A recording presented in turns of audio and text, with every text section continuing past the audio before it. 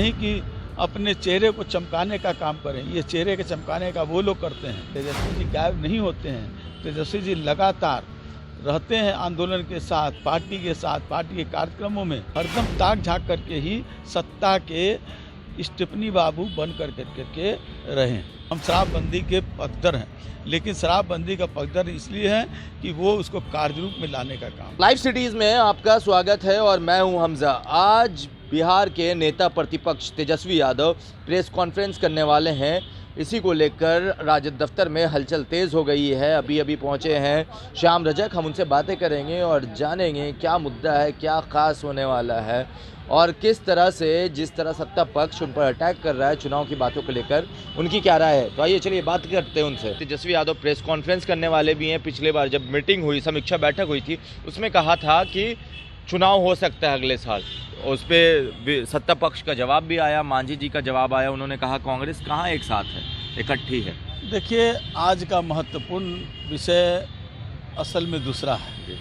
दूसरा इसलिए है, एक तरफ किसान आंदोलन को ले करके, अपनी समस्याओं को लेकर के किसान बिल के विरोध में आंदोलित है, और दूसरी तरफ आज ही के दिन किसान नेता, इस देश के पूर्व प्रधानमंत्री चौधरी चरण सिंह की भी जयंती, 118वीं जयंती है। इसलिए आज इसलिए ज़्यादा महत्वपूर्ण हो जाता है कि एक तरफ हम जयंती मना रहे हैं, दूसरी तरफ किसान सड़कों पर आंदोलन कर रहे हैं। तो तेजस्वी जी का आज यहाँ पर चौधरी साहब के प्रतिमा पर माल्यार्पण भी होगा। हर ज़िले में भी किसान सम्मेलन का आयोजन किया गया है। तो ये हमारे लिए ज़्यादा महत्वपूर्ण है क्योंकि हम लोग के नेता रहे चौधरी साहब, उनकी अलग आर्थिक नीति रही है और वो अर्थनीति ग्राम के आधार पर रणनीति रही है। अब जहाँ तक एकता की बात कर रहे हैं, तो हमारी एकता बरकरार है।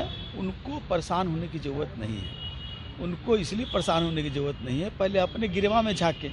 उनके लोग क्या क्या बोल रहे हैं, कौन उत्तराधिकारी हो रहे हैं, कौन उनके उत्तराधिकारी नहीं हो रहे हैं, कौन पार्टी के साथ गठबंधन है, कौन पार्टी का क्या विचार आ रहा है, ये सब देखें। उन्हीं के पार्टी के लोग अपराध पर बोल रहे हैं कि अपराध इनसे संभल नहीं रहा है, भ्रष्टाचार संभल नहीं रहा है, शराबबंदी का सफलता नहीं हो रहा है।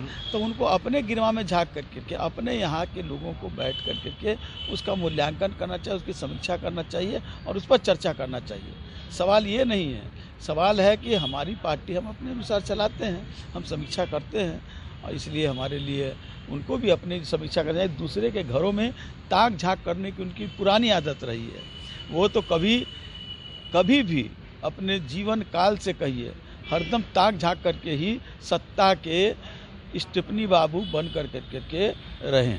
जी, 3 हफ्ते से ज़्यादा हो गया किसान धरना प्रदर्शन कर रहे हैं दिल्ली में बॉर्डर पे, और किसानों का जब भारत बंद था उस टाइम भी आप लोगों ने समर्थन दिया था। मगर उधर से जवाब आता है कि कोई भी बड़ा काम होता है बिहार में तेजस्वी गायब होते हैं। देखिए ना, किसान आंदोलन हो रहा है, किसानों का बकाया, उनको ब्याज पर जो लोग लिए लोन, उसका लोन ये माफ़ नहीं कर रहे हैं। लेकिन बड़े बड़े व्यापारियों का अभी तक विगत इससे 5-7 वर्षों में 6,94,000 करोड़ रुपया बड़े लोगों का एनपीए जो था वो माफ़ कर दिए गए, और फिर उनके जो बैंक हैं जो दिवालिया हो रहा है, उस बैंकों को खरीदने के लिए लोन दिया जा रहा है उन बड़े लोगों को जो लोग एनपीए हो गए थे।